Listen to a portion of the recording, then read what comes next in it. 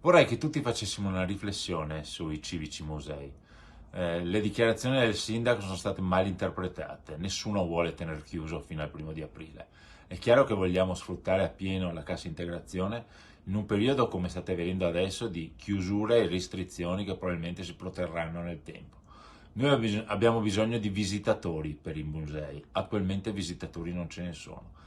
Quando riaprire gli 11 musei civici di Venezia è diventato terreno di dibattito e polemica in una città che deve al turismo e al suo indotto gran parte dell'economia e quindi delle speranze di ripresa post-coronavirus.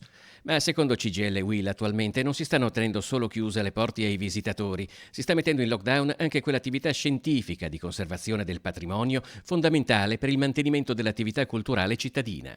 Venezia è in controtendenza rispetto al resto d'Italia, grandi capitali europee, allo Stato, ai musei statali. È di ieri l'indicazione di una riapertura dal 16, se sarà possibile, e di tutte le strutture statali. Poi chiaramente si vedrà come, ingressi contingentati, orari ridotti, ma il segno è di provare a ripartire e ripartire anche dalla cultura. Venezia ha un patrimonio museale straordinario per il cui mantenimento è necessario un ampio sforzo in termini economici e di personale. Guardare i bilanci e tenere una fondazione sana vuol dire dare prospettiva ai posti di lavoro che attualmente sono impiegati proprio ai civici musei.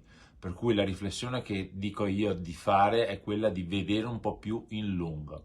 I maggiori introiti ai musei civici veneziani provengono da Palazzo Ducale, una proprietà dello Stato data in gestione alla Fondazione, ricordano i sindacati, con una convenzione che prevede vengano garantiti accessi e attività. Lo stato di salute delle casse dei musei civici è uno stato molto positivo, nel senso che in un anno disastroso come questo, grazie ai ristori statali, chiuderanno in positivo, inutile, c'è un patrimonio che supera gli 8 milioni di euro. Nessuno vuole ovviamente dilapidarlo o disperderlo, ma 8 milioni di euro non servono a fare propaganda o iniziative bislacche, servono a garantire l'accesso alla cultura.